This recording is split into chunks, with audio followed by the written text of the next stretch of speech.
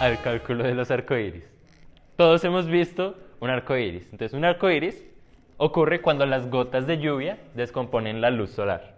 En esta ocasión vamos a usar técnicas que se han utilizado desde la antigüedad, desde Aristóteles pasando por Newton, para determinar la locación de un arcoíris y para determinar por qué su espectro aparece como tal en el arco.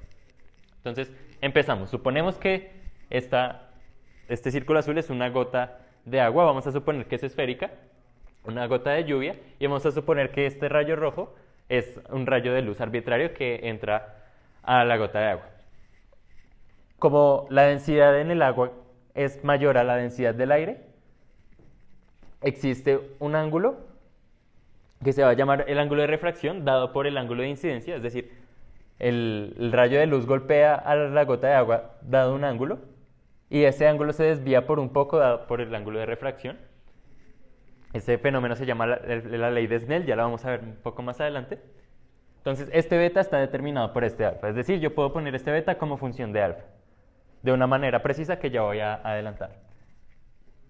Y lo que queremos calcular es el ángulo de desviación que sufre el rayo de luz al entrar y salir de la gota de agua. ¿Para qué queremos hallar el ángulo de desviación? Para poder encontrar el ángulo óptimo por el cual yo pueda ver con mayor plenitud todo el espectro del arco iris. ¿De acuerdo? Para ello, pues lo vamos a calcular usando pues ángulos y trigonometría. Si el rayo de luz golpea con un ángulo de incidencia alfa y se desvía por un ángulo de refracción beta, la diferencia acá con la horizontal va a ser alfa menos beta. Después de una desviación de alfa menos beta, se va a desviar pi menos 2 beta. ¿De acuerdo? Eso es porque estamos asumiendo que la gota es esférica, que por lo tanto estos triángulos son isósceles. Y pues completando el ángulo llano nos damos cuenta que la desviación acá es de pi menos 2 beta y que cuando vuelve a salir el rayo de luz de la gota, vuelve a sufrir una desviación de alfa menos beta. Por lo tanto, la desviación total que sufre el rayo de luz es de alfa menos beta al entrar, pi menos 2 beta al rebotar en la pared final y otro alfa menos beta al salir de la gota. Eso nos da un total de pi más 2 alfa menos 4 beta como total del ángulo de desviación dado el ángulo de incidencia.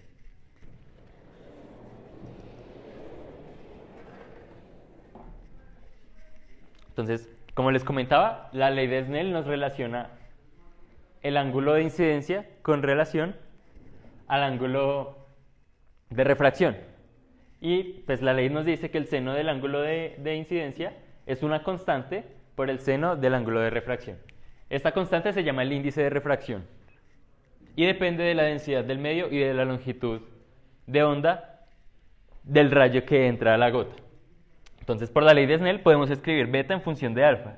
Simplemente despejando, decimos que beta es el seno inverso de seno de alfa sobre k. ¿De acuerdo?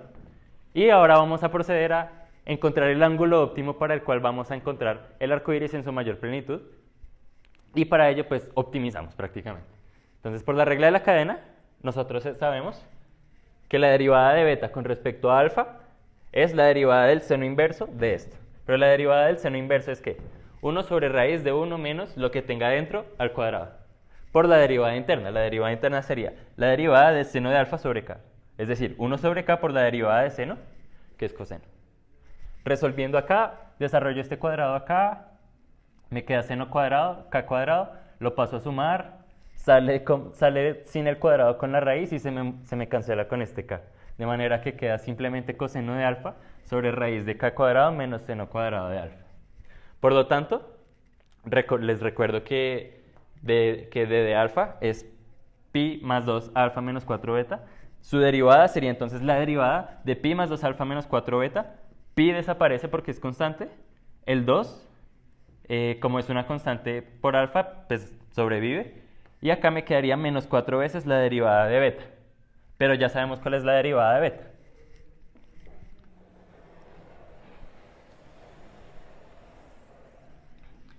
Reemplazando, nos damos cuenta que d' de alfa sería entonces 2 menos 4 coseno de alfa sobre la raíz de k cuadrado menos seno cuadrado de alfa.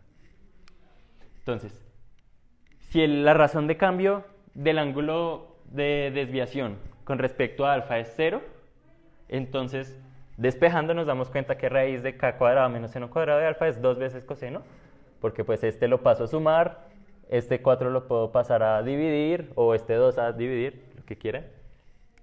Volviendo a elevar al cuadrado, nos queda entonces que k cuadrado menos seno cuadrado de alfa es 4 coseno cuadrado de alfa, que es lo mismo que 4 menos 4 seno cuadrado de alfa. Paso este a restar, a sumar, y paso el k cuadrado a restar. Me quedaría entonces a este lado 3 seno cuadrado de alfa, y a este lado 4 menos k cuadrado. Y despejando el seno de alfa me quedaría entonces una expresión final que depende únicamente del índice de refracción que yo esté considerando en el experimento dado. Entonces el ángulo, el seno del ángulo óptimo sería entonces 4 menos k cuadrado tercios a la 1 media. Y su respectivo ángulo de refracción dado por la ley de Snell sería 1 sobre k por la raíz de 4 menos k cuadrado tercios. Entonces, esta expresión es muy útil porque depende únicamente del ángulo, del índice de refracción que estemos considerando. Entonces les voy a dar unos ejemplos. El ángulo de refracción, el índice de refracción para el agua y para la luz común es más o menos 4 tercios. Para este 4 tercios, nosotros despejando de estas dos ecuaciones y enchufándolas de nuevo en la expresión del ángulo de desviación, nos damos cuenta que el ángulo óptimo es de 59.4 grados, que el ángulo de desviación es de 138 grados y que por lo tanto el ángulo óptimo en el que yo lo puedo ver, que es 180 grados menos 138 grados, es de 42 grados. En otros casos, si queremos ser más precisos, para ver la luz roja, o sea, el espectro de luz más de los rojizos en el arco iris, nosotros vamos a tener que el índice de refracción es de 1.3318, para el cual el ángulo más óptimo, el ángulo de observación que nosotros tendríamos sería entonces de 42.3 grados. Noten que esto es 0.3 grados más alto que esto, es decir, que este sería, el color rojizo sería el que se vería más alto en el arco iris, y que para la luz violeta, que es el espectro más bajo, el índice de refracción es 1.3435, y que para ese índice, el ángulo en el que lo veríamos sería de 40.6 grados, es decir, en la parte más baja del arco iris. Muchas gracias.